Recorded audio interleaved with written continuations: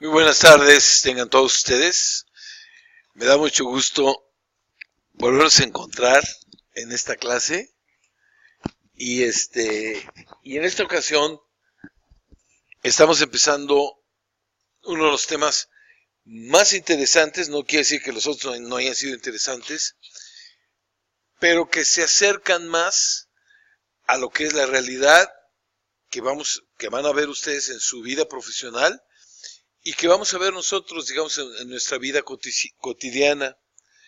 Porque si se acuerdan, los temas que hemos estado viendo, aunque algunos son muy interesantes y muy importantes, tiene que ver con aspectos económicos y demás, nuestro país es un país geológicamente joven en función de lo que hemos estado viendo antes.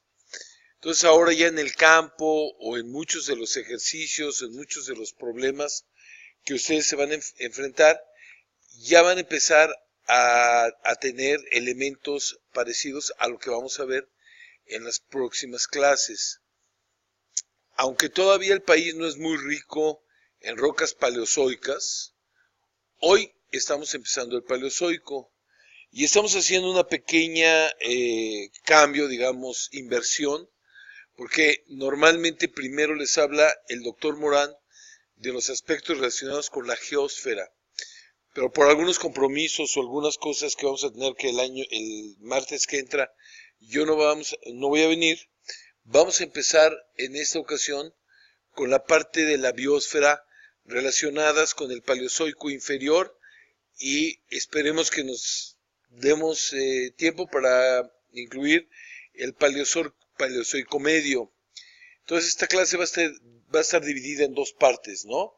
Una parte de lo que alcancemos del Paleozoico hoy y la siguiente sesión, digamos, después de que hayan pasado los seminarios y demás, porque finalmente, si se acuerdan, las siguientes sesiones empiezan los seminarios y al final de la parte esta que estemos grabados nos vamos a poner de acuerdo de cómo va a ser el próximo miércoles, en donde tenemos para algunos control de lectura y para los dos grupos seminarios.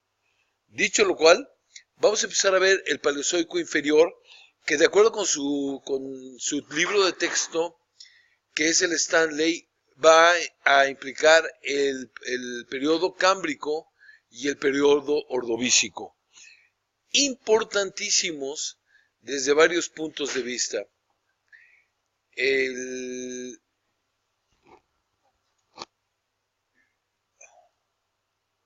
Bueno, aquí tenemos una transparencia que les recomiendo que cada vez que vayan a estudiar, sobre todo, traten de revisar las portadas que tienen de cada uno de los periodos o de cada una de las edades geológicas, porque ahí es donde está resumido todo lo que vamos a ver en la clase. Entonces, como les dije, vamos a ver el cámbrico y el ordovícico. ¿Qué fenómenos importantes? Bueno, pues el primer fenómeno importante que tenemos que tomar en cuenta aquí es que si se acuerdan del jardín de Ediacara o de la fauna de Ediacara que representaba el final del precámbrico, la característica más importante de Ediacara es que los organismos carecían de tejidos mineralizados. Dicho de otra manera, no tenían conchas. Entonces, por eso durante mucho tiempo los geólogos pensaban inclusive que no había existido vida en el precámbrico, porque no dejaron una huella, que es uno de los elementos que los geólogos siempre andan buscando en el campo. Cuando estudian rocas sedimentarias, para los geólogos sí es importante encontrarse conchas, estrellas de mar, cosas de ese tipo, porque se las llevan a sus amigos los paleontólogos, y sus amigos paleontólogos, por la irreversibilidad de la evolución, les pueden decir, aunque sea indirectamente, cuántos millones de años son. Esta fauna que está aquí se llama la fauna tomotiana, que son pequeñas conchitas en donde empezamos a ver que empieza a haber una calcificación ya de estos tejidos. Después lo que vamos a ver a continuación es lo que se conoce como los monstruos del Burgess Shale. Los monstruos del Burgess Shale es un nombre que el doctor Morán y yo les pusimos a este cambio que hay del jardín de Diacara, en donde estaban todos así viviendo por simbiosis y que estaban así como todos contentos, porque realmente no se tenían que estar comiendo los unos a los otros. Lo que vamos a ver hoy va a ser una escalada militar, una especie de armamentismo tipo Trump, ¿no? Y vamos a ver, por ejemplo, cómo los organismos invertebrados empiezan a evolucionar rápidamente. En esta parte de aquí, que si se acuerdan, cuando estábamos viendo los mares calcíticos y aragoníticos, los primeros mares aragoníticos que existían como una rayita azul, yo dije que eran los primeros formadores de arrecifes con unas esponjas rarísimas que se llaman arqueociátidos. De hecho, queda prohibido en este curso aprenderse el nombre de arqueociátido. El que se aprende ese nombre tiene un punto menos, ¿no? Entonces, lo que en un momento dado pueden contestar nada más es que son, pues, esponjas muy raras, muy aberrantes, que fueron las primeras que empezaron a formar, vivir en las plataformas calcáreas. Luego ya tenemos el mundo de los nautiloideos, que podríamos ver después cuando se hablan de los peces, que fueron los primeros organismos que atacaban a los peces. Este cuadrito que está aquí es importantísimo, ese lo tienen que apuntar en sus notas, porque seguramente es una pregunta de examen, y no es una pregunta de examen, sino es una pregunta de su vida profesional. Si vemos que realmente la vida que existía era una vida muy incipiente en todo el precámbrico, imagínense cómo se fueron formando capas, y esas capas, a menos de que hayan sido alteradas después por procesos metamórficos, no estaban alteradas. Pero si hoy nos metemos a cualquier mar y pues nos ponemos un visor y nos vemos, vamos a ver que el fondo no está planito, está lleno de ¿qué? Está lleno de agujeritos. Inclusive hasta vemos que hay como plantitas que están así y cuando vamos pasando se meten. Son gusanos que están alterando continuamente el fondo de los mares, y de hecho eso es una de las estructuras sedimentarias primarias que se llama como bioturbación. Entonces, el comienzo de la bioturbación, que podríamos poner como 2 puntos, el tema de esta clase se llama completamente la epifanía de la evolución que conocemos ahora como geólogos. Aquí tenemos este cuadrito que se ven las capas completamente inalteradas. Si nos subimos del Cámbrico al Ordovícico, ya vemos que no están tan planas, ¿no? Entonces, ¿qué quiere decir? Que ya hubo una acción de cientos, si no es que miles de bichos que empiezan a vivir, se llaman infaunas. ¿Y por qué les interesaba tanto a los bichos empezar a vivir en el fondo del mar? Pues porque el fondo de los suelos oceánicos está lleno de materia orgánica, y esa materia orgánica representaba un nicho, representaba un sustrato más que un nicho, representaba un sustrato riquísimo para meterse ahí, número 1, para eso, y número 2, para protegerse. Porque si tienes un depredador como este que se llama Anomalocaris, que ahorita vamos a ver que era tremenda, por eso les pusimos los monstruos del Burgess Shale, ¿dónde te puedes esconder? Pues te puedes esconder abajo, en galerías que puedes hacer en el fondo del océano, ¿no? Ahí les estoy contando toda una historia bien suave que ni siquiera he cambiado la hoja, ¿no? Y eso les puede servir para estudiar.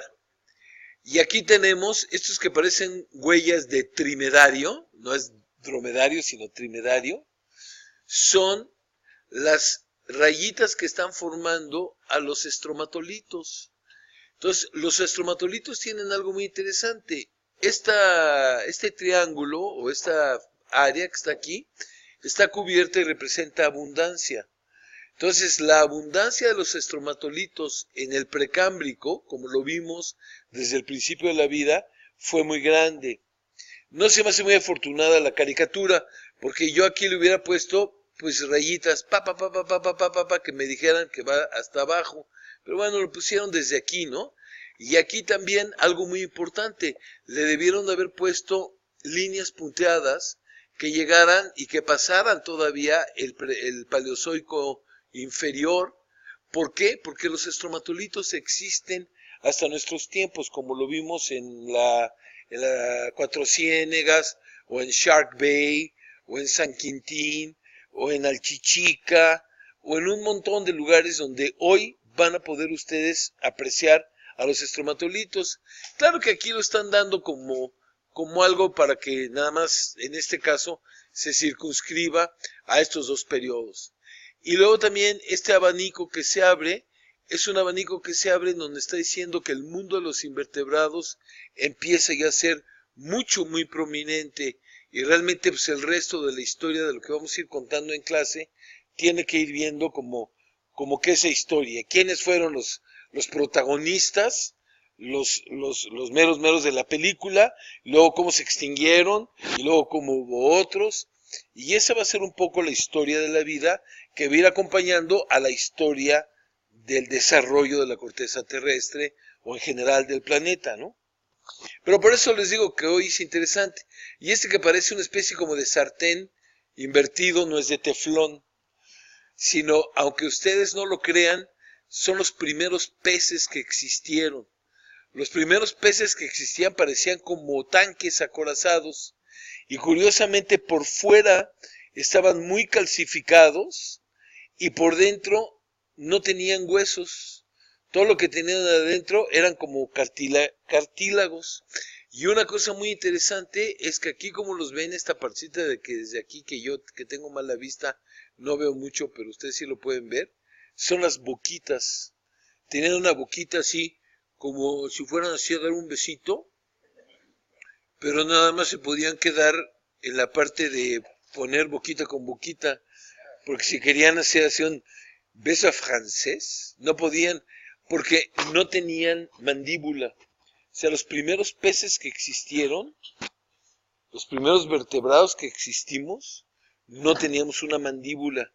Y no sé si algún día lo han pensado, pero la mandíbula es importantísima para la evolución. Hacemos un chorro de cosas relacionadas con mandíbulas, entre ellas el poder hablar, ¿no? Ya no digamos besar, ¿no? En fin. Entonces, les recomiendo muchísimo esto. Aquí cuando vean la parte con el doctor Morán, van a ver que también esto significa dos cosas muy importantes. Significan los niveles eustáticos. Cuando el nivel aumentó, ya vimos en el ciclo que estábamos viendo que cuando se forma suelo oceánico, los niveles eustáticos son altos o bajos. Bueno, no me conteste porque se está grabando, son altos. Y cuando no hay una tasa de expansión oceánica muy grande, los niveles eustáticos son bajos. Aquí, por ejemplo, vemos que al principio del Paleozoico, los niveles eustáticos son altos. ¿Y son altos por qué? Digamos, ¿qué supercontinente se había formado antes de que empezara el Paleozoico? Dijo su compañera, así quedito, porque no quiere que salga en la grabación, pero dijo Rodinia. Y yo digo, está bien. Y después de Rodinia, ¿hace cuántos millones de años se formó Rodinia? ¿Cuántos? Dijo así. Yo digo que no, debía haber hecho así. Y luego le pone 3 ceros, ¿no? O sea, la edad de Rodinia, en términos generales, se calcula en 1,000 millones de años. Eso debe haber venido en el control de lectura, ¿no? Bueno, eso, pero no les digan a los otros, porque luego los otros lo van a tener. Lo cambiaron para el martes, cara. ¿Quién fue el de la idea del martes? ¿Ah, ya te dijeron que fuiste tú? Bueno, ok, pero hubo otro supercontinente después de Rodinia, antes de Pangea, obviamente, porque aquí estamos muy lejos de Pangea, aquí estamos alrededor de 540 millones de años. ¿Cómo se llamó? Panafricano. O sea, que ya sea si haya sido Rodinia nada más, o los continentes panafricanos. ¿Por qué hay niveles eustáticos altos aquí? Pues porque se estaban disgregando, porque estos continentes empezaron a abrirse, porque se empezó a formar suelo oceánico. ¿Sí me sigue, no? Y eso lo podemos leer ahí. Por eso es importantísimo que en esta clase aprendan ustedes a leer las contraportadas de los libros, en donde viene un chorro de información, o en los capítulos, cuando tratan de resumirles de lo que se trata, porque si no, ni siquiera les va a dar tiempo de estudiar para el examen, ¿no? O sea, imagínense, el examen va a ser parte de lo que vimos del sistema solar. En el examen va a venir, ¿cómo se llama esto? Todo el precámbrico, que es lo que están leyendo ahorita, que dijeron, no, está muy largo. Pues es que el precámbrico es de largo, ¿no? Y va a venir todo el paleozoico. Entonces, ustedes tienen que encontrar maneras de estudiar en donde no tengan que leer todo y que en sus apuntes ya nada más vayan palomeando y que tengan las presentaciones y en las presentaciones vean algunos de los aspectos que si ya me lo sé, ya no tengo que estudiar, ¿no? Sí, yo no me podía estudiar la diferencia entre un procarionte y un eucarionte es tal, porque ya lo vimos, ¿no? Ok. Y otra cosa muy importante que se van a tener que aprender cañoncísimo, ahorita qué bueno que se fue Dante, pero les aseguro que va a venir en el examen, ya se grabó, es 3 orogenias importantísimas que se van a dar en el Paleozoico. Y las orogenias del Paleozoico, aquí aparece la primera, que se llama la orogenia taconiana. Taconiana no quiere decir que porque el que la descubrió tenía un puesto de tacos en Insurgentes, sino es una palabra de origen de los indios del noreste norteamericano, y trataron de usar nombres de ese tipo, ¿no? Y esta orogenia taconiana está muy interesante y es la más fácil de todas, porque, bueno, no la más fácil de todas, pero yo creo que la más fácil de entender es que lo que nos dice es que Norteamérica, Middle Cambrian, Middle Ordovician, entre el Cámbrico y el Ordovícico, Norteamérica, esta parte de Norteamérica, se estaba subduciendo y formó un arco de islas, un arco volcánico, y Norteamérica chocó con el arco volcánico, y al chocar con el arco volcánico se unió a Norteamérica y formó la orogenia taconiana. Es una cosa, digo, ya cuando vean con Dante la parte de la geósfera va a ser interesante. Pero aquí a lo que yo voy es a que no pasen por alto el que vean esta parte cuando estén estudiando, ¿ok? Bueno, pasamos a la siguiente es un repaso. Aquí está Ediacara. Ediacara representa el final del precámbrico, en donde tenemos todos estos organismos multicelulares. Acuérdense, la importancia de Ediacara, aparte de que es el final del precámbrico, es que después de que veníamos de organismos procariontes a organismos eucariontes, que cuando mucho formaban colonias, llegamos al estadio ediacariano, a la fauna de Ediacara en el periodo ediacariano, y ya son multicelulares. Y ahorita que estamos empezando a estudiar esto, vamos a pasar de los organismos multicelulares pero sin tejidos mineralizados a los monstruos del Burgess Shale. Les digo los monstruos del Burgess Shale no porque sea científicamente así que les digan, pero si hacemos el jardín de Ediacara versus los monstruos del Burgess Shale, digo, por lo menos a mí me sirve como una especie de mnemotecnia, ¿no? De que no me voy a imaginar el jardín de Ediacara donde estén con AK-47 y con escudos y con todo eso, ¿no? Sino van a estar como amiguitos de Michael Jackson, ¿no? We are the world, así, ¿no? Y cuando me refiero a los monstruos del Burgess Shale, pues ¿a quién hay que pensar? Ah, pues en Trump, ¿no? O en el coreano. Ya empieza una carrera armamentista, ¿ok? Bueno, y aquí está. Este es un close-up de lo que estamos viendo hace un momento. Por acá termina Ediacara, por acá estaría la fauna tomotiana, más o menos, que no viene aquí. Y aquí están los monstruos del Burgershade. Vean, aquí está Picaía. ¿Por qué Picaía es importante? Pues que por Picaía es como el ancestro del ancestro del ancestro de todos nosotros. Aunque no te caiga bien, es como tu bisabuelito, ¿sale? Bueno, aquí tenemos las primeras etapas. Estas esponjas, que está prohibido mencionar su nombre en la clase, se llaman arqueociátidos. Y estos son los primeros organismos per se, o no per se, sino que formaron arrecifes en las plataformas calcáreas, en los mares epicontinentales. En estos mares que se formaron, porque acuérdense que estaba expandiendo el subsuelo oceánico, el nivel eustático era alto, y entonces en las plataformas que quedaban a un lado de los continentes, todavía con fondo continental, ¿quiénes fueron los que empezaron a vivir? Muchas veces alzan la mano y me dicen, no es cierto, maestro, habían sido los estromatolitos. Ok, si quieren ponerles a los estromatolitos, pónganlos también.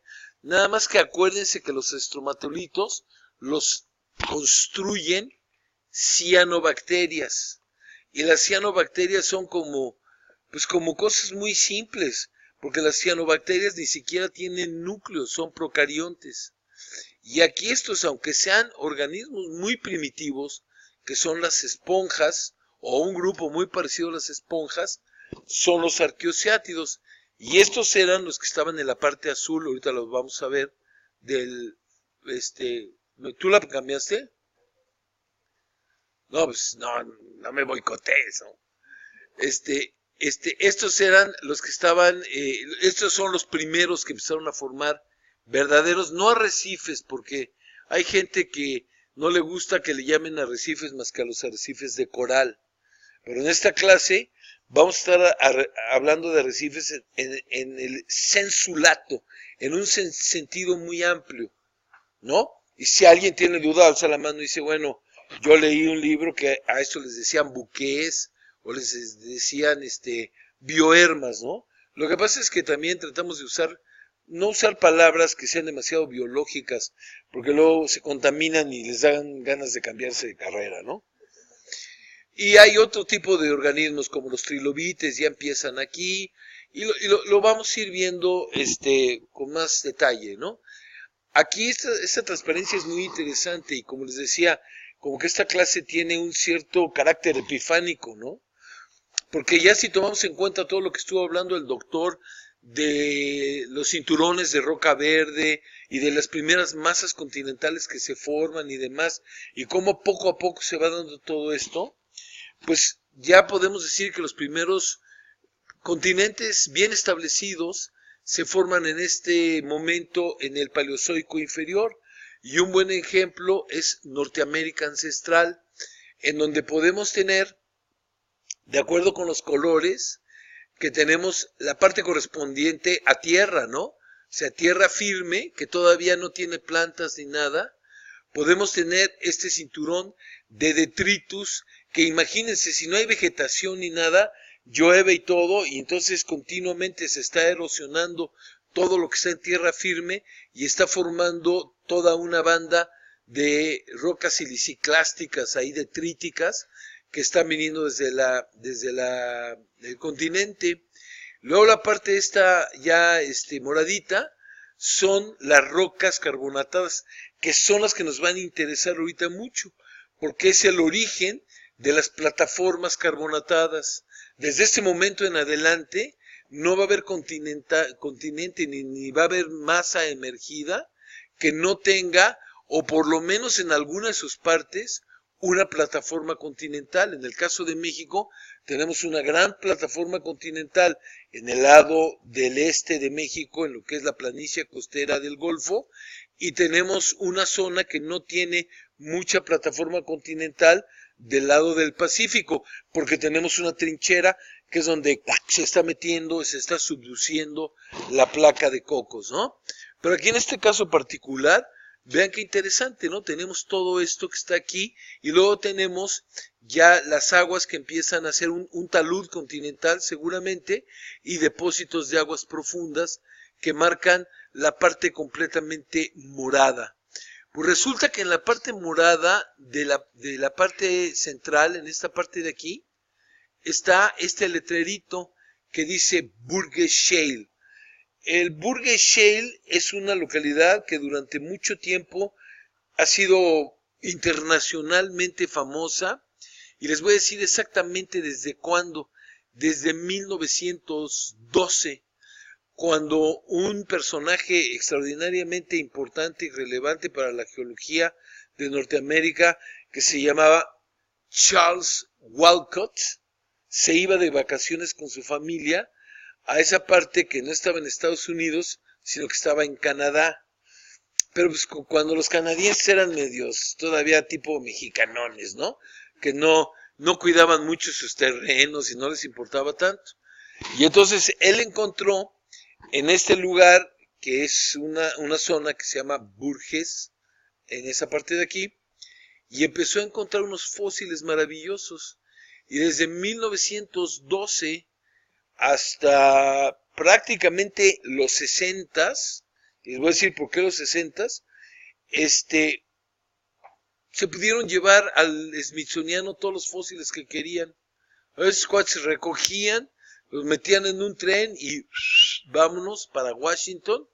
Y entonces Walcott empezó a estudiar esta fauna con un montón de cosas que ahorita no viene mucho al caso que les diga todas las interpretaciones que les dio a los fósiles del Burgess Shale. Y les digo que fue hasta los 60s, porque a mediados de los 60s, unos ingleses empezaron a estudiar, bueno, ingleses, y había hasta un australiano, uno de los investigadores que empezaron a estudiar, era australiano, pero como quiera que sea, representaban al Reino Unido, ¿no? Y le dieron otro sentido completamente distinto, que es el que vamos a ver ahorita, ¿no? Y cuando le dieron el otro sentido, el Burgess Shale se convirtió en una de las ventanas hacia la evolución más importantes, yo diría, del mundo.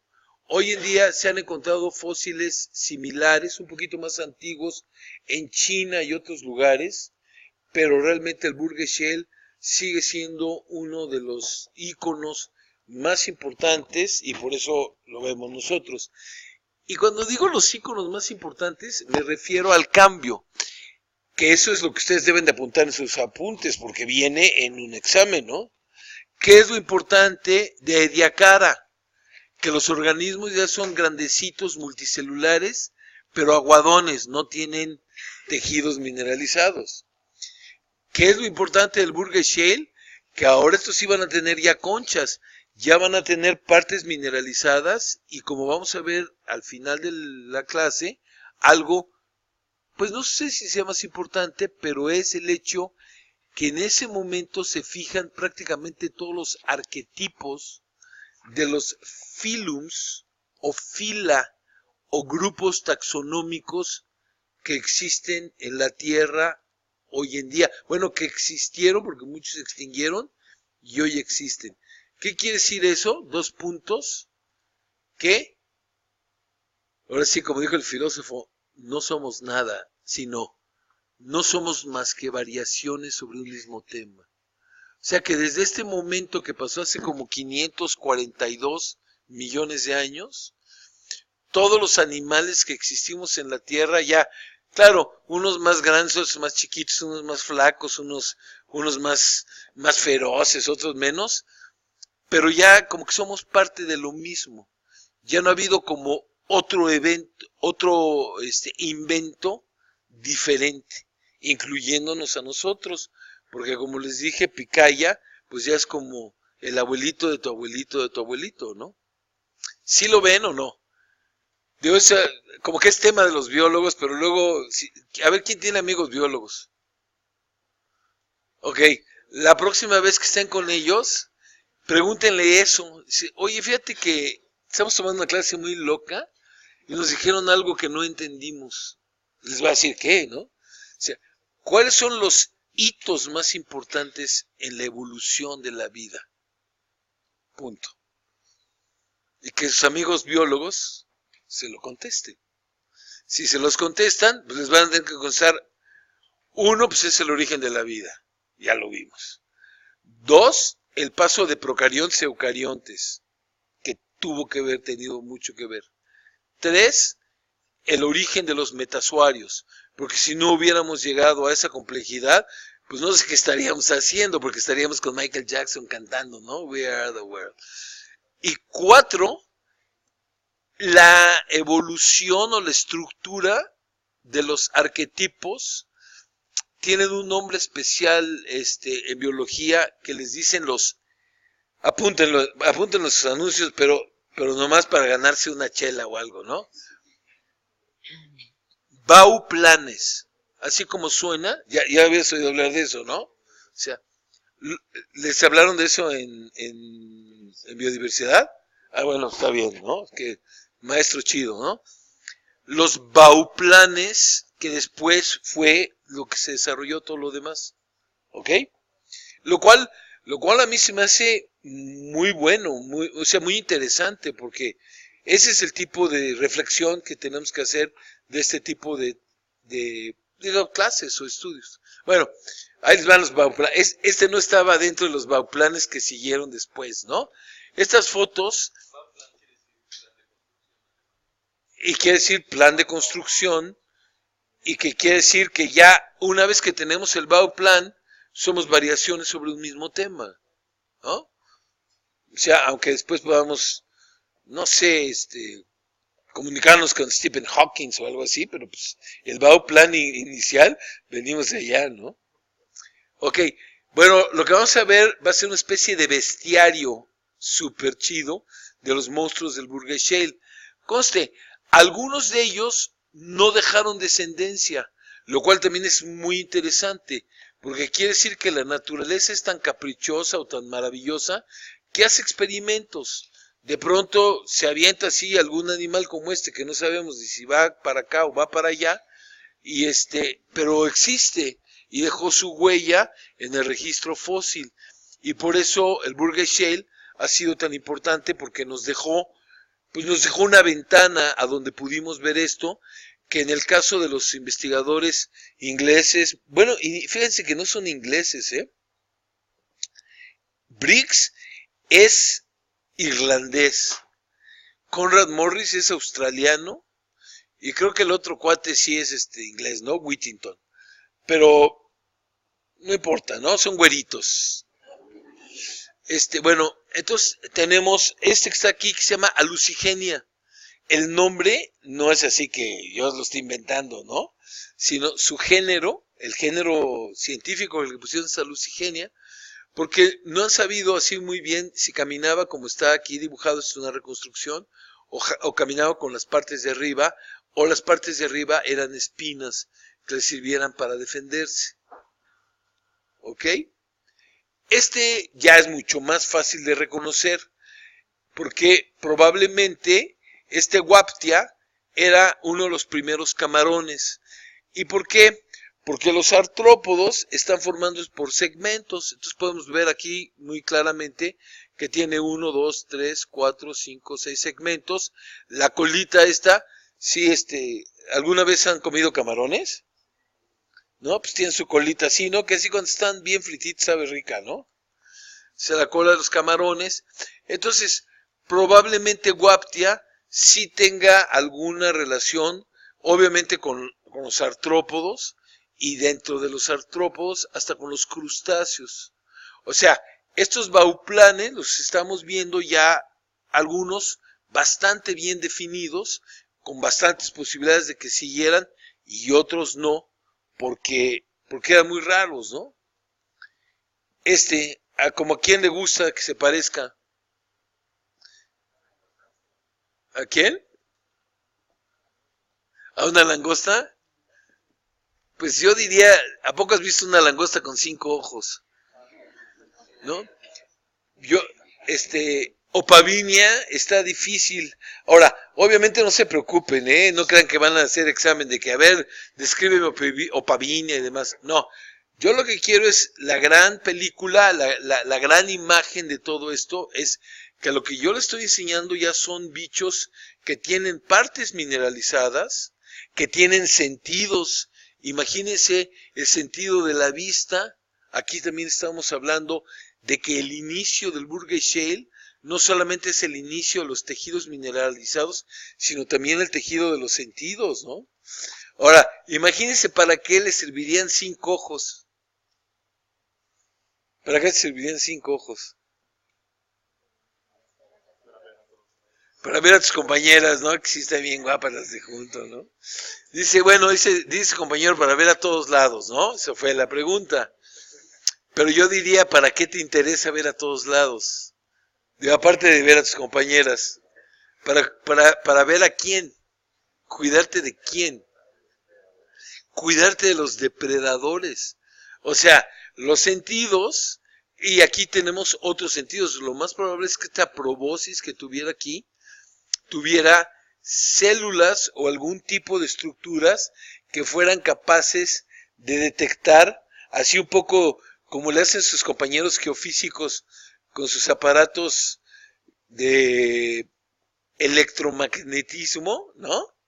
Porque no sería otra cosa que pudieran estar detectando ciertas vibraciones electromagnéticas para que algún bicho que estuviera enterrado en el sedimento, que en ese momento tuviera diarrea o gripa o alguna cosa así, iba a producir una vibración distinta a la que producen los que son normales. Y al detectar que sí estaba chafeando, inmediatamente pues ahí hacer un agujerito y comérselo, ¿no? Porque dice, caray, estás malito, pues mejor de una vez ya que no, como se llama, sufras, ¿no? ¿Sí lo ven? Entonces los sentidos es muy importante, órganos de los sentidos. ¿Cuál es el otro que estábamos diciendo antes de esto? Los órganos de los sentidos, los ojos, el olfato. Aquí tenemos uno con lo que estábamos hablando hace un momento, ¿no? Se encontró una ambivixia y vámonos como botana, ¿no? Ahora, como veíamos, no tan solo nos vamos a proteger de los depredadores por los sentidos, también vamos a poder producir estructuras queratinizadas o estructuras de carbonato de calcio mineralizadas que formen espinas como para que cuando nos den la mordida pues por lo menos sí se piquen algo, ¿no? De hecho acabo de dar una plática en el Museo de Historia Natural en donde hay un mural padrísimo. Oigan, por cierto, el 20 se inaugura, el 21 se abre al público y ojalá y pudiéramos organizar, aunque fuera de clase, que tuviéramos una sesión, porque ya me piqué, ahí hay un mural que ya llevo como 3 pláticas y explicándolo como en 3 horas y todavía no acabo, ¿no? Porque hay un Doncolostius, no lo vamos a ver hoy, a lo mejor lo vemos en la próxima clase donde hablemos, que es uno de los primeros peces mandibulados que le dio una mordida a un tiburón que se llamaba, no era Sifactinus, sino se llamaba, ¿cómo se dice espina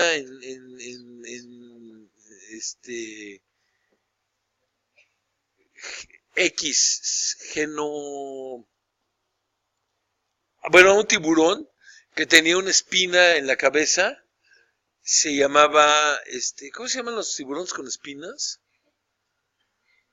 Ay, bueno, un tiburón con una espina así en la cabeza y el cráneo del Doncolostius está completamente atravesado por la espina del Genartro, vamos a ponerle ahorita, pero no se llama Genartro, se llamaba Jacinto. Y lo atraviesa así todo y lo tienen en el Museo de Chicago como algo padrísimo, en donde habla de la relación de los dos peces, de cómo se protegían y cómo los depredadores pues siempre se agandallaban, ¿no? Entonces, esta es una de las primeras presas que se llama Wiwaxia. ¿Qué es a lo que queremos llegar, no? O sea, están iniciándose los sentidos, la depredación, las estrategias, y gracias a qué? A la mineralización de los tejidos. porque si no hubieran podido haber formado estructuras de carbonato de calcio, de fosfato del calcio, de queratina, de sílice, exactamente no hubieran podido haber llegado a este tipo de situaciones, ¿no? Y obviamente quizá uno de los más importantes, y sobre todo para los geólogos y para los sedimentólogos, la bioturbación. El hecho de que pudieran enterrarse los bichos es algo biológicamente maravilloso. Casi para mí es un milagro, porque imaginarme cómo pudieron ir haciendo la mineralización de sus tejidos, me lo puedo imaginar como almacenamiento de los minerales, ¿no?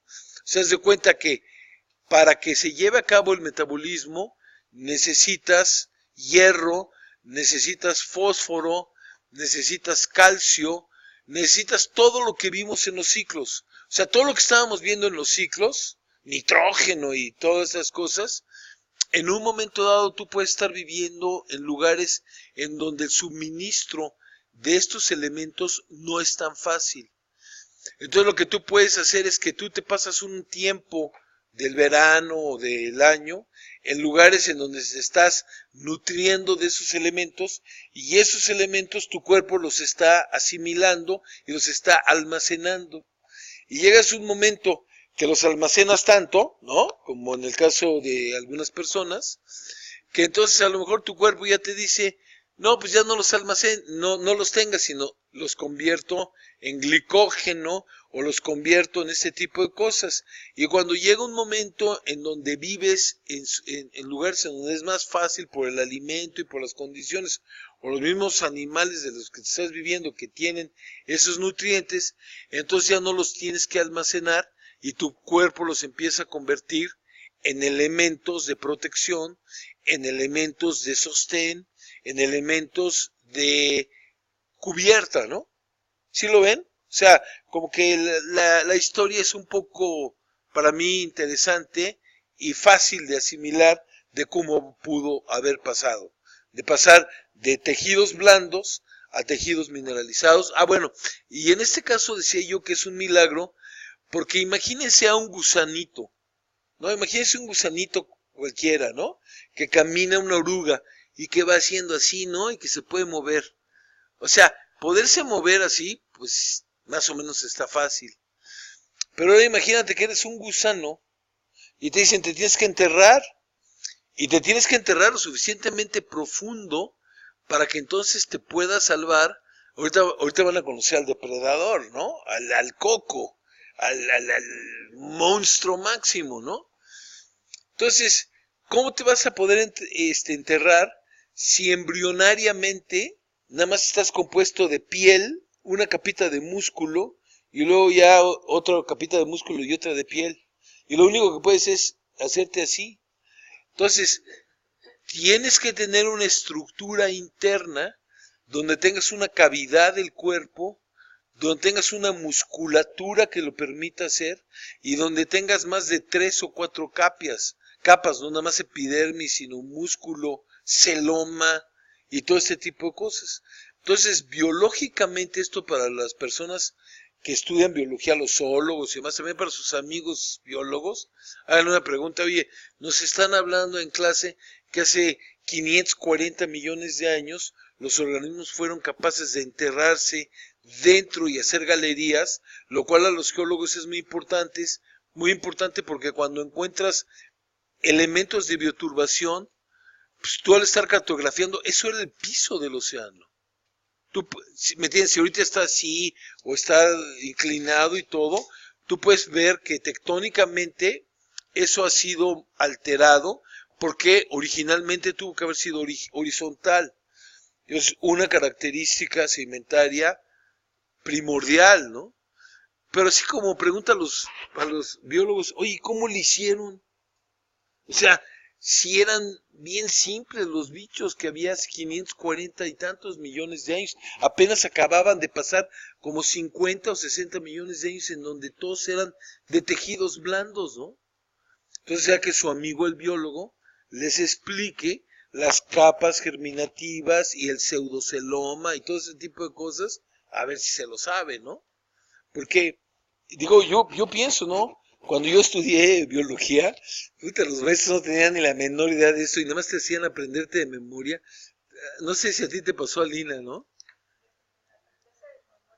No, pues no esto, sino cada grupo, porque unos grupos tienen sistema nervioso, otros tienen celoma, otros tienen pseudoceloma, otros tienen cavidad corporal, los otros no tienen cavidad corporal, ¿no? No es lo mismo ser un insecto, imagínate una planaria, una solitaria, pues una solitaria no necesita ni enterrarse ni nada, nada más necesita meterse en forma de huevito a tu intestino y ahí quedarse a vivir para siempre, ¿no?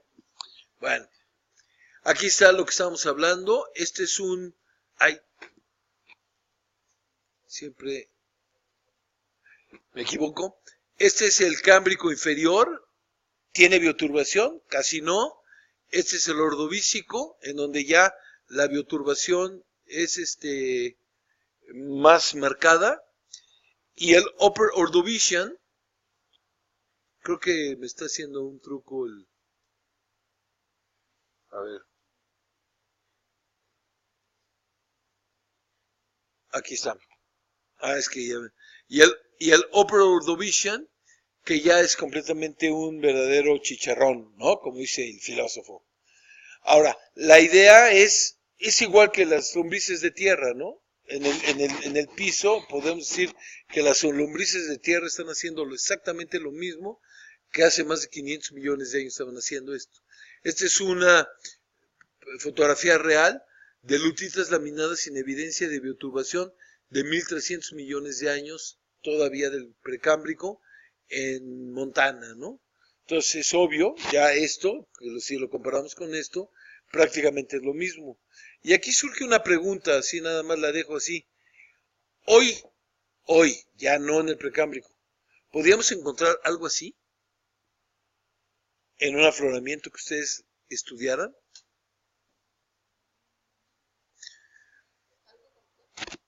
Un afloramiento en donde tú encuentres que cuando estás escribiendo tu afloramiento digas que no presenta bioturbación.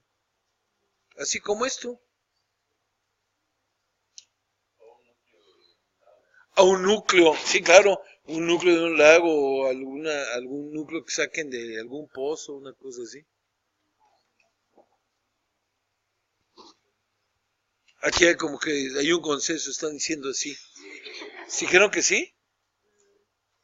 Dijeron que sí. Allá atrás, ¿qué opinan? ¿Están de acuerdo con sus compañeras? ¿Sí? Su silencio lo interpreto como sí, ¿no? Tú dijiste sí, como que sí, ¿no? Ok, la respuesta es sí, obviamente. ¿Pero por qué? ¿O en qué condiciones? Dice su compañera, lo dijo quedito, pero muy bien dicho, dice, en las zonas abisales, en las zonas muy, bueno, a lo mejor no tendrían que ser tan abisales, pero en zonas, bueno, ¿qué características tienen las zonas abisales? Que esa es la respuesta. Porque no hay oxígeno. O sea, en ambientes anóxicos hay, no, pues como no hay bioturbación, porque no hay bichos que vivan en el fondo, o sea, no les gusta vivir en el fondo. Entonces, cuando ustedes estén estudiando algún núcleo o alguna parte que tenga un fondo así, se van a dar cuenta que no hay, ¿cómo se llama? Que no hay vida y no hay vida en el fondo, y entonces es así. Ok, conozcan al depredador, se llama Anomalocaris, y Anomalocaris era uno de los animales más grandes, el más grande del Burger Shale, que en algunos casos depende, sí, del libro que lean, pero a lo mejor sí pueden poner que casi llegó a medir hasta 1 metro de largo. Entonces, cualquier cosa que se moviera en ese tiempo, Anomalocaris se lo ejecutaba. Aquí lo tienen ahí tratando ¿cómo se llama? De atacar. Y llegamos a otro de los personajes. Este es un personaje muy importante. Entonces ya vimos origen de los sentidos, origen de la bioturbación, origen de la depredación, origen de la defensa hacia la depredación, y viene otro origen muy importante que ya hace un ratito lo hablamos. Este bichito que está aquí se llama picaya. Y van a encontrar, si ustedes lo ven en la bibliografía, hay como 3 o 4 especies, algunos de nombres impronunciables porque son de depósitos chinos, pero para fines prácticos nosotros nos vamos a quedar con picaya. ¿Y cuál es la importancia de picaya? Pues la importancia de picaya es que, aquí está ya reconstruido, tiene un proceso de cefalización. Por acá estaba ya su cerebrito, más chiquito que la mitad de la punta de un alfiler. Aquí están sus antenitas, como el chapulín colorado, ¿no? Pero vean algo muy interesante, en la parte de arriba parece tener como una especie de sombra o un área más blanca. Esa área blanca los biólogos le llaman notocorda. Y la notocorda es una estructura que tenemos en estado embrionario, en donde ahí es donde se van a formar las vértebras, porque nosotros somos vertebrados, pero antes de ser vertebrados, somos cordados. Luego, si se fijan en la parte de abajo, esta parte de abajo corresponde a la musculatura, y la musculatura va a ser muy diferente. Se han comido ostiones, ¿no? Un cóctel campechano, ¿no? Digamos ostiones y camarones y todo. Nunca van a ver ni en los ostiones, ni en los camarones, ni en las estrellas del mar. Bueno, esas no vienen en el cóctel campechano, ¿no?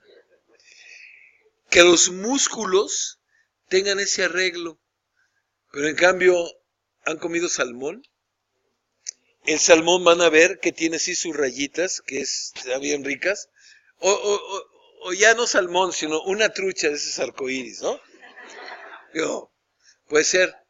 Bueno, pues a mí se me ocurrió más o menos mostrarles lo mismo, ¿no? Aquí está picaya del Burgess Shale de hace más de 540 millones de años. Aquí está un embrión humano. Ven que no tiene vértebras. Más bien el embrión es un feto ya, ¿no? Y tiene la notocorda y tiene las estructuras de los haces musculares que serían pues muy parecidos a los que tiene aquí. Aquí, por ejemplo, le ponen, aunque no se vea branchial arch, aquí donde dice branchial arch, pero en un momento dado se ven aberturas branquiales. Nosotros llegamos a tener aberturas branquiales como los peces. Claro que no las estamos usando, porque por dónde nos está llegando el oxígeno que estamos respirando. ¿Por dónde? ¿Por dónde? No lo digo. Sí, cuando eran chiquitos, no se acuerdan, ¿no? Y que estaban en su mamá y en el líquido amniótico como si fueran astronautas. ¿Cómo respiraban? ¿Por dónde? Por el cordón umbilical. O sea, su mamá les estaba pasando el oxígeno y les estaba pasando la comida. Por eso, cuando vayan a ser mamás, cualquiera de las que sean mamás, vayan con el doctor para que les den una buena dieta y sobre todo que no vayan a sufrir anemia porque pues están como que usan sangre por 2, ¿no? Ok, pero no importa que en el caso de los humanos esté así. Tenemos las estructuras. Aquí está, por ejemplo, un embrión de un pez. Aquí están las aberturas branquiales. Aquí está un embrión de un reptil. Aquí está un embrión de un ave. Y aquí está un embrión humano. ¿Qué quiere decir esto? Quiere decir que venimos de un tronco común. Y un tronco común que lo podemos seguir hasta principios del Paleozoico con este animalito que se llama picaya. Y por eso lo que les dije al principio, no somos más que variaciones de un mismo tema. O sea, hay muchos cambios. Esto que estamos viendo es una caricatura burda. No es una clase de biología, mucho menos de embriología. A lo mejor sus amigos biólogos ahí les van a decir, no, es que mira y esto y el otro. Bueno, pero en términos generales, nadie les puede negar que tenemos un ancestro común con los cordados. Y de hecho, si quieren apunten ahí en sus notas, ¿cómo se llama? ¿Cuál es el verdadero nombre de Amphioxus? Ambistoma. No, no es el ajolote. Pueden buscar en Wikipedia Ambistoma o Amphioxus con PH, Amphioxus, y se van a sorprender de que hoy existe un animalito que haz de cuenta que es como si fuera el hermano gemelo de Picaya, vivo, no fósil ni nada. Se llama Ambistoma lanceolatus, pero mejor conocido para los cuates como Amphioxus. Y bueno, y este es, digamos, como un resumen de todo lo que estamos viendo, porque creo que ya se van a tener que ir. Dice, a principios del Cámbrico aparecen por primera vez animales con conchas, exoesqueletos, incluyendo trilobites, braquiópodos, moluscos y muchos otros grupos que incluyen a los cordados. Esta es una ¿cómo se llama? Visión paleogeográfica de cómo estaban los continentes en aquel entonces, pero ya vimos lo de Norteamérica. Y este es, digamos, la transparencia de transparencias de la clase, un poco el final. Aquí están todos los phylums, si lo quieren poner en español, fila, si lo quieren poner en inglés, de todos los animales que existen. Regrésame la una, ¿no? Aquí está las esponjas, aquí están los cordados a donde pertenecemos, y aquí están los briozoarios. Esto es el fanerozoico, que en la clase pasada me contaron muy bien, es el paleozoico, mesozoico y cenozoico.